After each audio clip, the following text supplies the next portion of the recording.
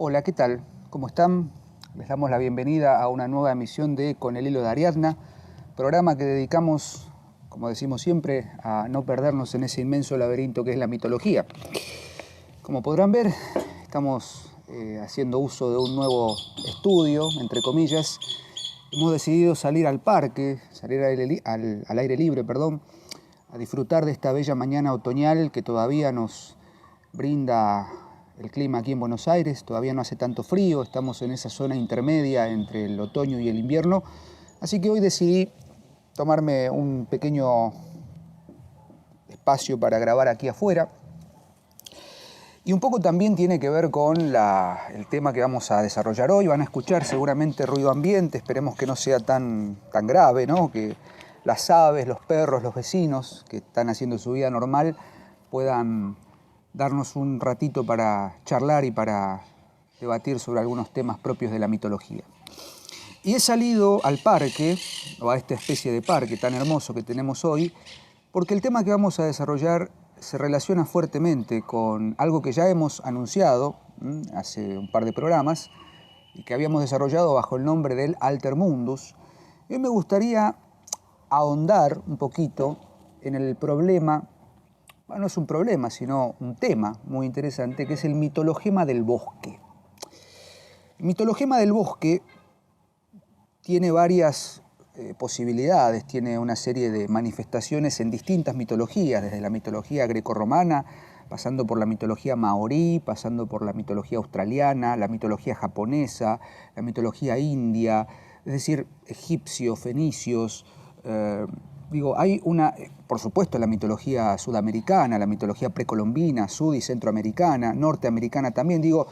Todo el conjunto mitológico que podemos nosotros rastrear en las distintas tradiciones tiene, en algún momento de su desarrollo, un trabajo muy interesante y muy profundo sobre este mitologema. ¿Qué es el bosque, en definitiva? El bosque y no tanto la selva, el bosque, el monte. Yo sé que he hablado largo y tendido sobre la mitología guaraní y hemos hablado ahí de los teólogos de la selva o los teólogos del monte. Bueno, el bosque es una instancia un poco más europea, si se quiere, un poco menos profundo que la selva, pero independientemente de cómo lo consideremos, el bosque es un espacio de lo sagrado. Aquí estamos tomando, como siempre, el concepto de lo sagrado, postulado por Mircea Eliade, en ese bellísimo libro que es Lo sagrado y lo profano. El bosque es aquel espacio que, sea cual fuere la mitología que decidamos abordar, es donde se manifiesta o donde se expresa o donde habita, donde circula el espacio de lo sagrado y de lo divino.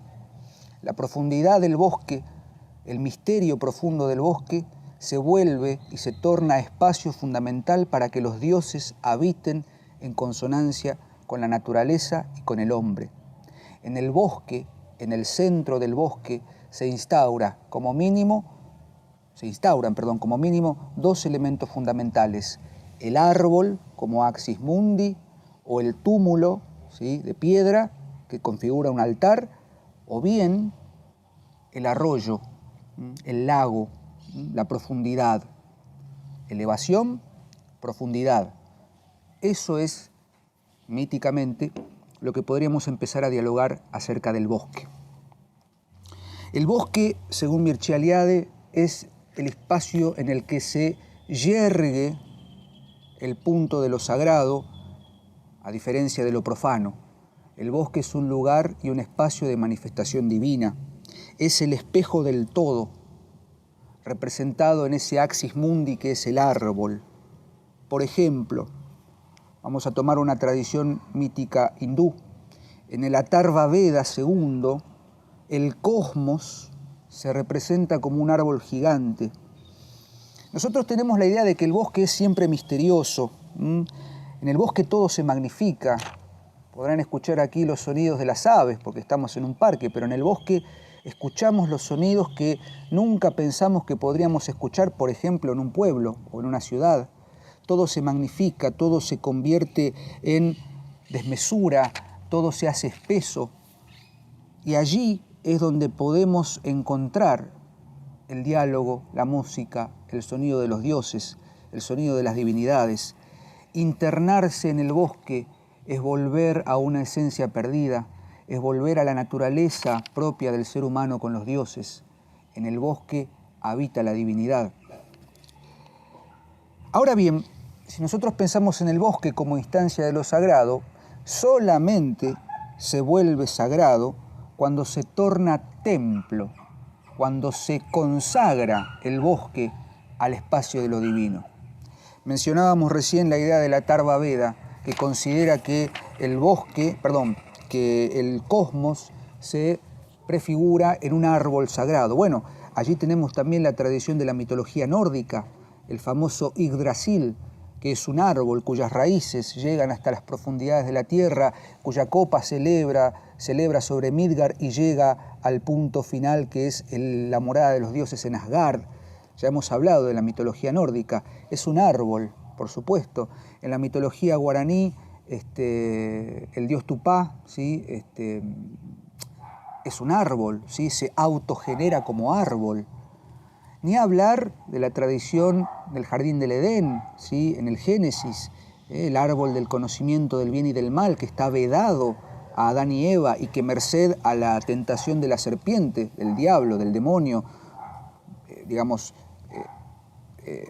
metamorfoseado en serpiente, ellos son tentados, primero Eva y luego Adán, a comer del fruto del bien y del mal, un fruto que es prohibido y por eso son expulsados. La caída del hombre en el pecado originario, son expulsados del jardín del Edén. Entonces, la presencia del bosque, la presencia del árbol, la presencia del fruto sagrado es compartida por muchas mitologías y por muchas tradiciones mítico-sagradas. El bosque se torna, decíamos, sagrado cuando se convierte en locus sagrado, ¿sí? Cuando se convierte en un espacio de culto míticamente universal. Yo podría animarme a decir aquí que si empezamos a indagar en la mitología india, en la mitología china, en la mitología japonesa, en la tradición de los brahmanes, entre los egipcios, los fenicios, los asirios, los griegos, los romanos, los pueblos originarios precolombinos, vamos a encontrar siempre un mito o una leyenda asociada con un viaje al bosque, que luego, por supuesto, se va a convertir en tema propio de la literatura y de la cultura, por ejemplo, medieval. Está el bellísimo libro de Jacques Le Goff, ¿sí? Lo maravilloso, la expresión de lo maravilloso en la Edad Media, en la que Le Goff, historiador francés muy interesante, plantea que el bosque es un regreso a la naturaleza profunda y oscura del ser humano. Por ejemplo, vamos a tomar ejemplos de la literatura. William Shakespeare, en Macbeth, el bosque de Birnam, que según el oráculo, no es un oráculo, sino la sentencia de las hermanas fatídicas, Macbeth será vencido cuando el bosque de Birnam avance sobre su castillo, y efectivamente el bosque avanza. ¿Por qué? Porque los soldados de Macduff, están, disfrazados con ramas y en la noche van avanzando, entonces literalmente ven que el bosque avanza sobre ellos. Sin ir más lejos, el rey Lear se interna en el bosque para recuperar, entre comillas, lo que ha perdido y enloquece, ¿sí? Entonces, la literatura y la mitología se hacen eco de la presencia del bosque como algo totalmente supraterrenal, independientemente de que en el bosque habiten los seres supranaturales, los seres divinos, las deidades, las divinidades. El bosque sagrado, ¿sí?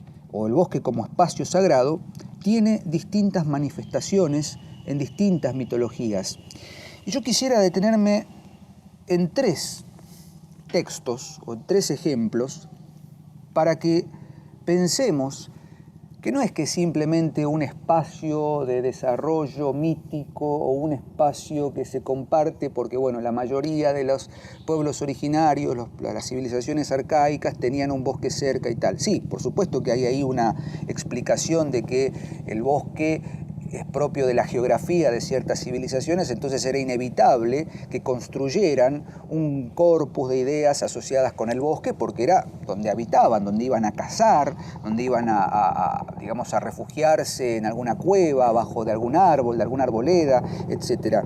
Lo que me interesa es pensar el bosque como espacio liminar, ¿no? Estoy siguiendo aquí las ideas de Ángel Fareta, hay un helicóptero que está pasando para que vean que esto es absolutamente natural. Mientras pasa el helicóptero yo voy a beber un poco de combustible. Digo, vamos a pensar el bosque como una zona liminar, o sea, como un límite, siguiendo los conceptos de Ángel Fareta. Cuando el centro sagrado de la ciudad deja de irradiar verdades absolutas, el hombre tiene que volver al bosque. Me fui al bosque. Ahí tenemos que, por supuesto, pensar, hago un pequeño paréntesis, tenemos que pensar en los naturalistas norteamericanos, Thoreau, Emerson, tenemos que pensar en William Butler Yeats, ¿sí? La canción del errante Angus, ¿sí? I went to the hazel woods, ¿sí? Me fui al bosque para encontrarme con la verdad. El bosque es, insisto, instauración en la tierra de un espacio sagrado. Sir James Fraser, autor del celebérrimo La Rama Dorada, que por supuesto nosotros tenemos acceso solamente a un resumen de un libro que tiene 12 tomos, ¿sí? James Fraser instaura en este libro, que es un estudio pormenorizado de las tradiciones mítico-mágicas de ciertas civilizaciones europeas y americanas, es un gran libro para entender eso, comienza su monumental obra, La Rama Dorada, del siguiente modo, me permito leer in extenso. El rey del bosque. ¿Quién no conoce La Rama Dorada? El cuadro de Turner. La escena bañada en el dorado resplandor que con la divina imaginación del artista envolvía y transfiguraba hasta el más bello paisaje. Es una visión de ensueño del pequeño lago del bosque de Nemi, llamado por los antiguos el espejo de Diana, el Lacus Nemorensis. Quien haya contemplado las quietas aguas encunadas en uno de los verdes repliegues de las colinas albanas no podrá olvidarlo. Las dos aldeas italianas típicas que dormitan en sus laderas y el palacio, cuyos jardines en terraplén descienden hasta el lago, apenas rompen la quietud y soledad de la escena. Diana misma, podría frecuentar aún la solitaria orilla, aún podría aparecer entre el boscaje. En la antigüedad, este paisaje selvático fue el escenario de una tragedia extraña y repetida. En la orilla norteña del lago, inmediatamente debajo del precipicio sobre el que cuelga el moderno villorio de Nemi, estaba situado el bosquecillo sagrado y el santuario de Diana Nemorensis o Diana del Bosque. Lago y bosque fueron denominados en ocasiones Lago y Bosque de Aricia, aunque el pueblo de este nombre, modernamente La Riccia, estaba situado unos 5 kilómetros al pie del monte Albano y separado por una pendiente del lago que yace en una concavidad a modo de cráter en la falda de la montaña. Alrededor de cierto árbol de este bosque sagrado rondaba una figura siniestra todo el día y probablemente hasta altas horas de la noche. En la mano blandía una espada desnuda y vigilaba cautelosamente en torno, cual si esperase a cada instante ser atacado por un enemigo. El vigilante era sacerdote y homicida a la vez. Tarde o temprano habría de llegar quien le matara, para reemplazarlo en el puesto sacerdotal. Tal era la regla del santuario. El puesto solo podía ocuparse matando al sacerdote y sustituyéndolo en su lugar hasta ser, a su vez, muerto por otro más fuerte o más hábil. El oficio mantenido de este modo tan precario le confería el título del rey, el Rex Nemorensis, pero seguramente ningún monarca descansó peor que éste, ni fue visitado por pesadillas más atroces. Año tras año, en verano o en invierno, con buen o mal tiempo, había de mantener su guardia solitaria y siempre que se rindiera con inquietud al sueño, lo haría con riesgo de su vida. La menor relajación de su vigilancia, el más pequeño abatimiento de sus fuerzas o de su destreza lo ponían en peligro. Las primeras canas sellarían su sentencia de muerte. Su figura ensombrecería el hermoso paisaje a los sencillos y piadosos peregrinos que se dirigían al santuario, como nube de tormenta velando el sol en un día luminoso. Bueno, por supuesto, el texto continúa y no lo voy a leer de más, porque si no los voy a aburrir, pero observen ustedes lo siguiente. Este mito o este relato mítico que recupera Fraser de la tradición romana, sobre todo, de la creencia de que hay un rey, un rex nemorensis, que custodia el lago, es un mito que nos permite entender la esencia ritual del espacio sagrado. La única forma, y esto lo enseña la mitología, sea cual fuere la la tradición que elijamos, el único camino para llegar a la comprensión de lo sagrado es el sacrificio del héroe, el sacrificio de un rey. De ahí nuestro programa, un héroe, un brujo, un rey. El rey, el rex nemorensis, que custodia el límite, el lime entre la espesura del bosque y el lago, sabe que ha matado y sabe que debe morir para perpetuar la tradición. Eso es mitología. Es decir, no es la mitología entendida como un simple relato de algo bello. La mitología nos pone de frente como un espejo, como el espejo de Diana, con nuestra esencia natural, la esencia de repetir un ritual y perpetuar una tradición. Ese árbol en el que está la rama dorada no puede ser profanado hasta que llegue alguien digno de cortar una rama, la rama dorada, y enfrentarse al rex nemorensis para darle muerte y tomar su lugar. Ese inicio de la rama dorada, lo decimos siempre con Sebastián, es casi para continuar una novela, para hacer una novela, ¿sí? Pasa que, bueno, el texto de Fraser después tiene algunos desvaríos que no vienen al caso, pero que habría que revisar. Entonces, primera observación. Ya sabemos, ya entendemos que el bosque es un espacio en el que habita lo sagrado, pero también es el escenario del sacrificio ritual, del sacrificio mítico, donde se perpetúa la instauración de lo sagrado en el espacio de lo profano. El bosque no es solamente un espacio vital, el bosque es a su vez un espacio en el que los dioses pueden perpetuar su existencia. Segundo relato o segunda referencia, la mitología nórdica, el sacrificio de Balder. Lo voy a leer rápidamente de nuestro libro, publicado con Sebastián en Sofía Casa Editorial, Cuando los dioses habitaban la tierra. Voy a leer el capítulo dedicado a los dioses, específicamente la página 117, sobre el dios Balder, Balder y la luz entre los dioses. Balder es uno de los hijos más importantes de Odín. Era alabado como el dios de la luz, la pureza, la belleza, la inocencia y la reconciliación. Desde su nacimiento, el carácter de Balder fue bueno y armonioso, sabio y sereno. A pesar de no tener una fortaleza significativa, era muy respetado por los otros Aesir. Estaba casado con la diosa Nanna y ambos eran padres de Forseti, dios de la justicia. Todas las historias que narran los hechos de Balder están lamentablemente asociadas a su destino fatal, pues él estaba condenado a morir y a ser la primera causa del Ragnarok, por un acto de envidia y de traición. Balder sufría un enorme mal. Tenía unos sueños horribles que predecían su muerte continuamente. Por eso su madre, la diosa Frigga, hizo que todos los dioses y seres de la naturaleza que habitaban la tierra prestaran juramento ante ella.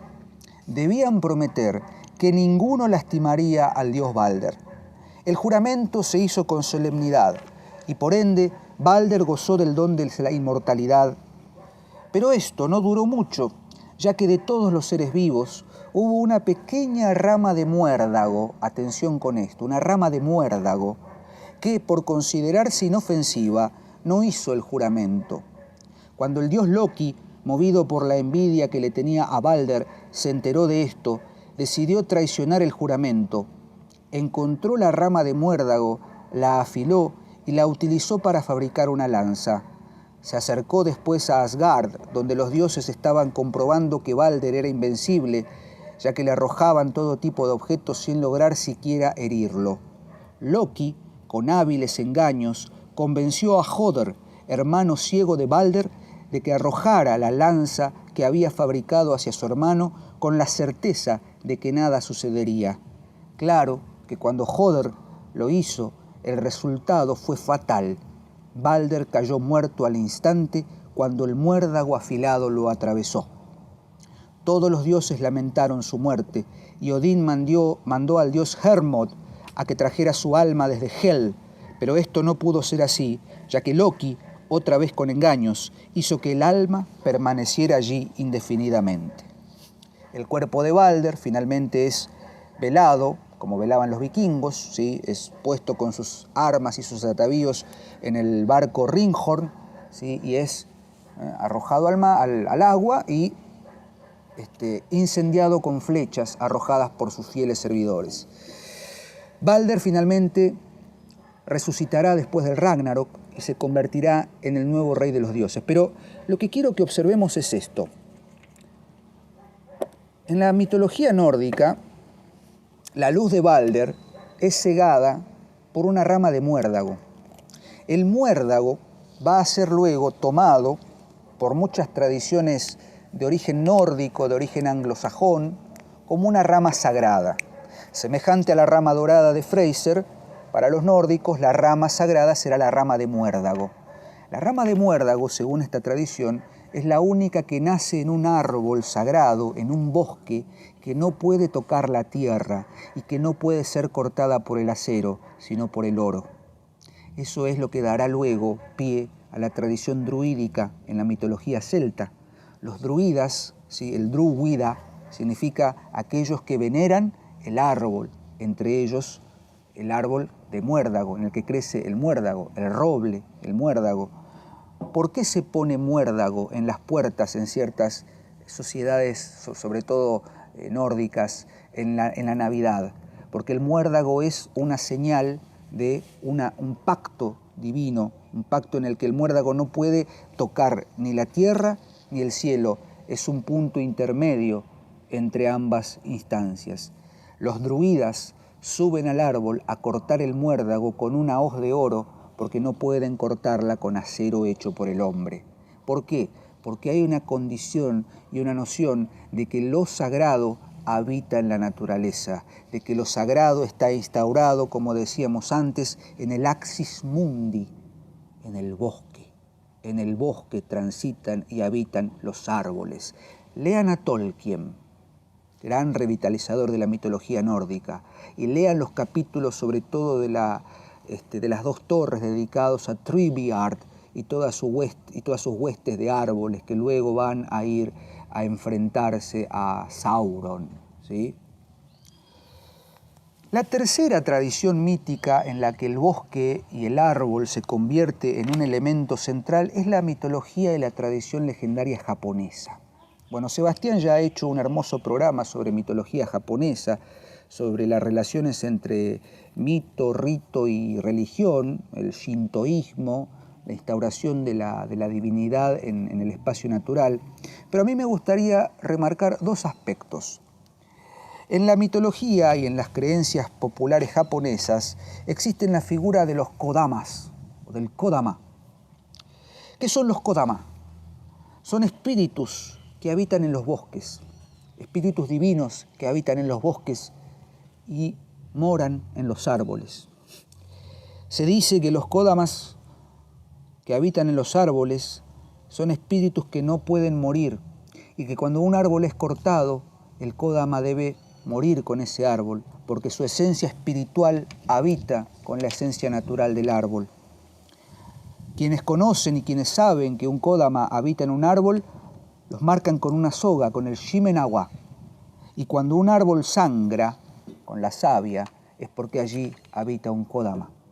Fíjense lo maravilloso de la tradición japonesa, o por lo menos de la mirada japonesa en torno del bosque. El único espacio donde pueden habitar las almas de estos espíritus son los árboles. El árbol es el espacio sagrado por antonomasia. ¿Y el árbol dónde crece? En el bosque.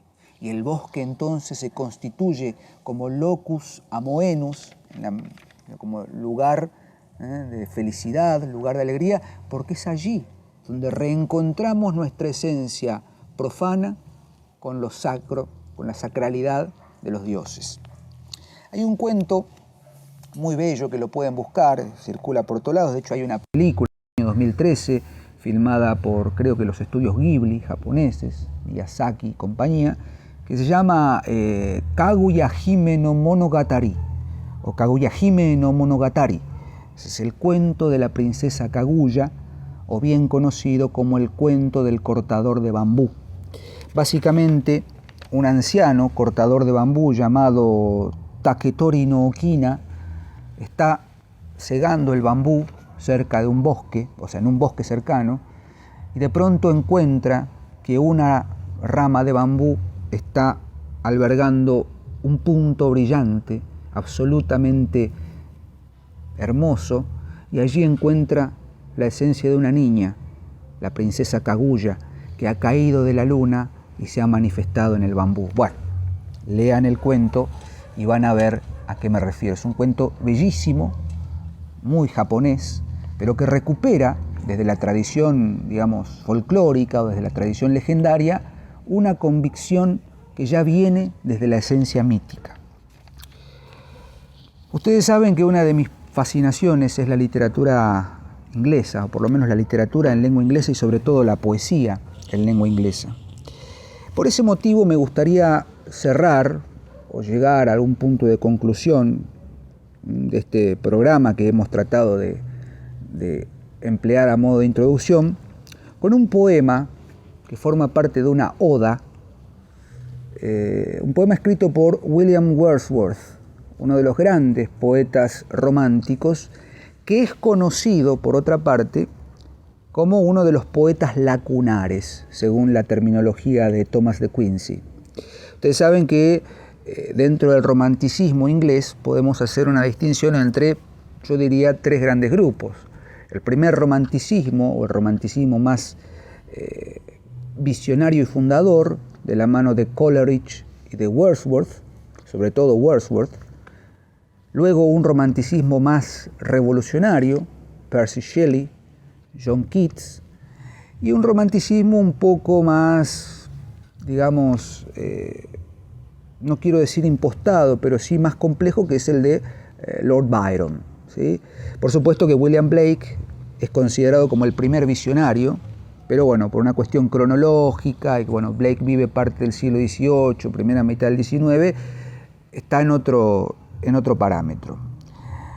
Wordsworth, junto con Coleridge, deciden volver al bosque, máxima que luego será repetida, como decía antes, por Thoreau, por Emerson, un poco por Yeats, en sus poemas, sobre todo In the Seven Woods, en los 7 bosques.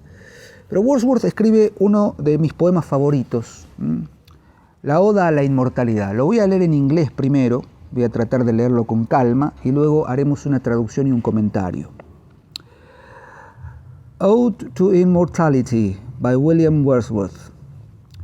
There was a time when meadow, grove and stream, the earth and every common sight, to me did seem apparelled in celestial light. The glory and the freshness of a dream, it is not now as it hath been before. Turn wheresoever I may, by night or day, the things which I have seen, I now can see no more.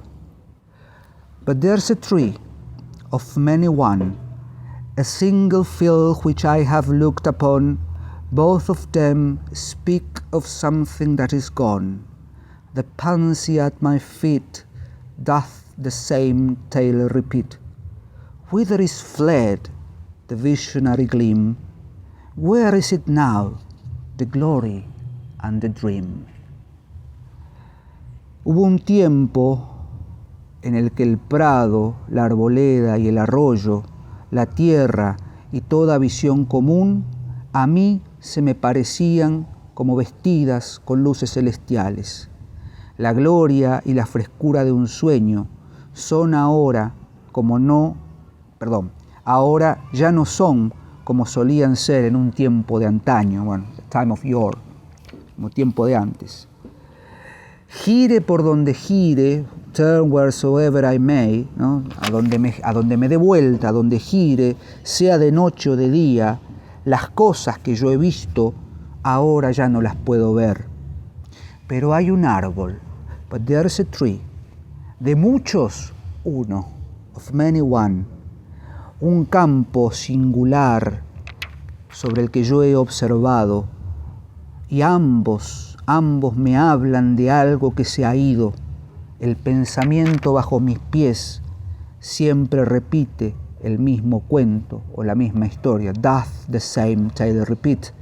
¿Dónde se ha marchado esa visión brillante? ¿Dónde están ahora la gloria y el sueño? ¿No? Whither is fled the visionary gleam? Where is it now, the glory and the dream? Wordsworth, como romántico, está preguntándose en esta oda a la inmortalidad qué ha pasado con ese espacio en el que lo sagrado habitaba con el hombre.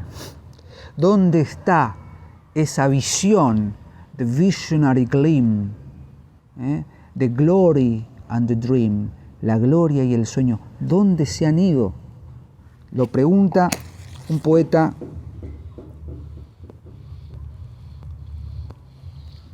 romántico que ha decidido marcharse al bosque, al lago, ¿sí? Para junto con Wordsworth tratar de pensar desde la poesía un modo de recuperar aquello que se ha perdido. Y eso que se ha perdido está en el bosque, porque en el bosque, como dijimos al principio, se configura el espacio de lo sagrado. En el bosque, los dioses habitaban la tierra con el hombre.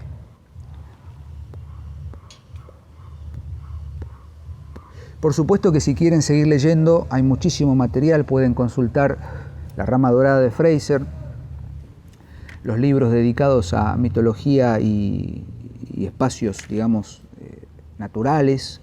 Hay un hermoso trabajo de Mircea Eliade al respecto, pero un poco para que revisemos la mitología desde otro lugar. Nunca un mito o un conjunto de mitos es solamente un relato aislado. Por supuesto, como decíamos antes, puede significar una relación con el entorno natural, por supuesto, que va a salir de la mitología nórdica, si no son montañas, lagos congelados, hielo, que va a salir de la mitología griega, arena, playas, bosques hermosos, etc. Pero independientemente de la configuración geográfica, hay algo en la mitología, la topología mítica, como decíamos en el programa del Altermundus, es fundamental. Hay un tránsito entre el mundo conocido y el mundo otro. Y ese mundo otro puede ser un bosque. Aquí estamos, en este humilde bosquecillo que me alberga hoy, y muy felices de seguir pensando en la mitología en este programa. Nos vemos la semana que viene y seguimos leyendo, como decimos siempre en la última página. Gracias por estar ahí y que los dioses los acompañen.